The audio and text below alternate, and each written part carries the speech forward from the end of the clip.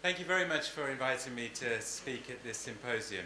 It's a great pleasure. What I want to do in this very short presentation is interpret the title around processes of agrarian change in two ways. One methodological, around how we understand processes of change, and one more substantive, and make one suggestion that there's a new key feature of agrarian change in this region and beyond that we need to take cognizance of. And I'll illustrate it with an example. First, a sort of methodological issue.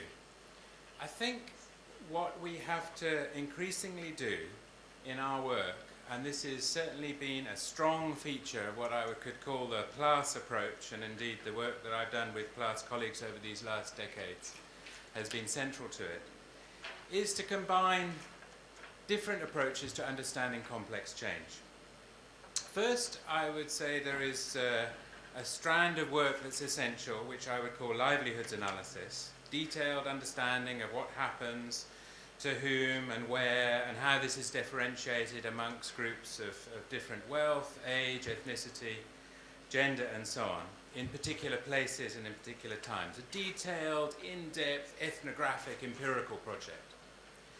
But there's also a second approach that needs to be combined with this, which is what I would call a sort of historical political economy analysis of the wider structural forces of capitalism, state politics, and their intersection, often stretching from the local right through to the global as they shape livelihood possibilities.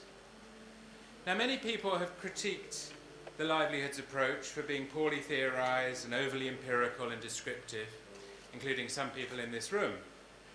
And many people have critiqued the structural political economy.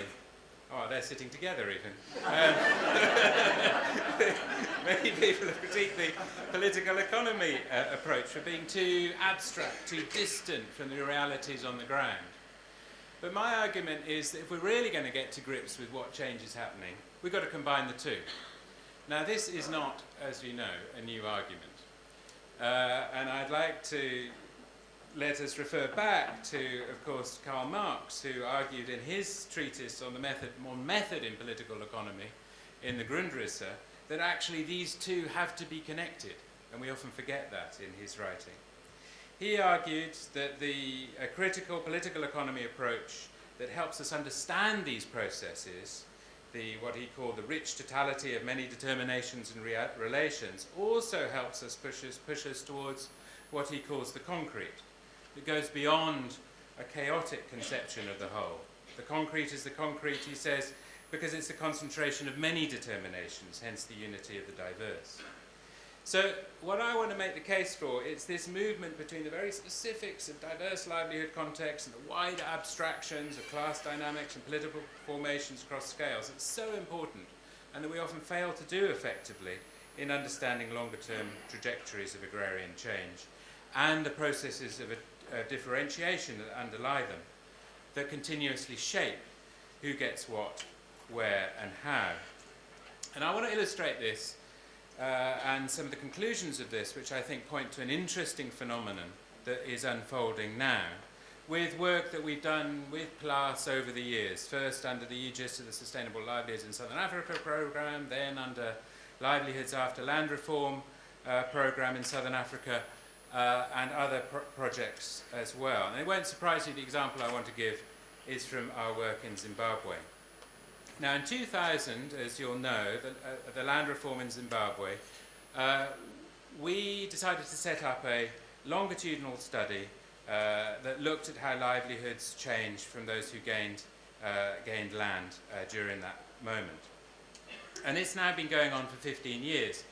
And we've been really trying to understand the intersections of livelihoods and politics and agrarian change in the settings we've worked in. We've been tracking 400 households and 16 sites in Masvingo province, and have recently added another couple of sites in different parts of the country.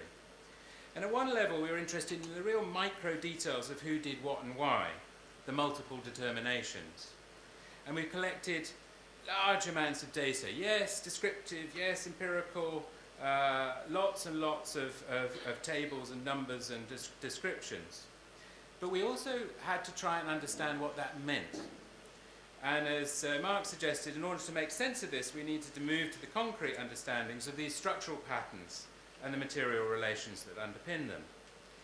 And here we were helped with Ben's work on understanding smallholders and class, and obviously inspired by the new Bible of Agrarian Studies written by Henry, which everyone must have in their back pocket, a small book which is brilliant, Class Dynamics of Agrarian Change, to really try and get a sense of how different groupings were emerging. And we were able to think about this in terms of classic class analytic categories of worker, peasant, petty, commodity producer, and so on.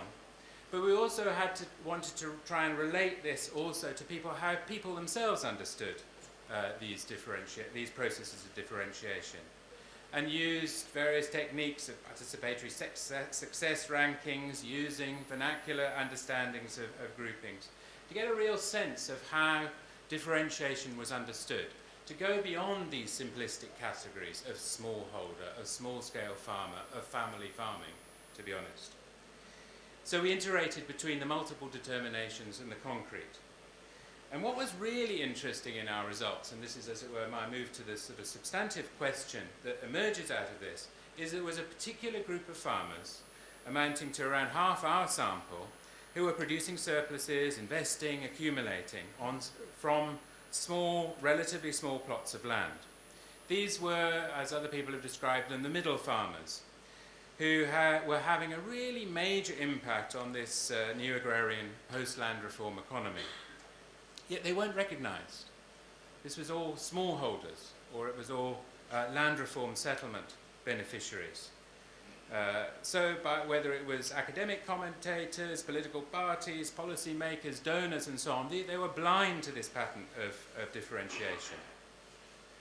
Now, there's a huge amount of talk about poverty reduction, inequality, and so on in development. And reducing both is, reducing poverty and inequality, of course, is unquestionably a valiant and progressive aim. But we shouldn't also, in our urge to do that, be blind to these patterns of social differentiation and underlying dynamics of agrarian change, because they have real material, political and economic effects.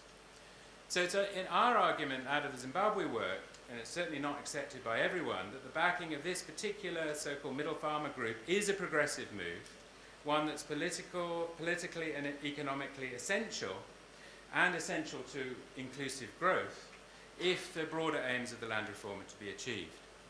And what's interesting out of this work is that this is not just a peculiar Zimbabwe example. There are lots and lots of other studies emerging now which are showing this dynamic to be occurring in Kenya, in Zimbabwe, in Zambia, in Tanzania, and so on, Mozambique included. A dynamic of the emergence of a middle farmer group with wider relevance for the dynamics and thinking about agrarian change in the region, as we resist attempts to impose dualism in some economies and find ways out of dualistic economies in others, Zimbabwe included. And it was really interesting to see that Ben, in the final chapter of that fantastic book just out, Land Divided, Land Restored, on South Africa's land reform experience, was making similar type of arguments in a very different context for this country. So, in the search for the concrete from these multiple, complex, dynamic determinations in our work, we were able to redefine the narrative to some extent about Zimbabwe's land reform in some crucial ways that were rooted in solid, place-based, longitudinal, empirical evidence. And that's what I think is absolutely essential in agrarian studies, is to sustain that. And we've also tried to go beyond what we did in our earlier work, which was largely about livelihood outcomes, to think about, well, what does this mean for the broader structural political economy analysis of the changing politics of the countryside. And there's an important message that comes out of this that draws from those findings.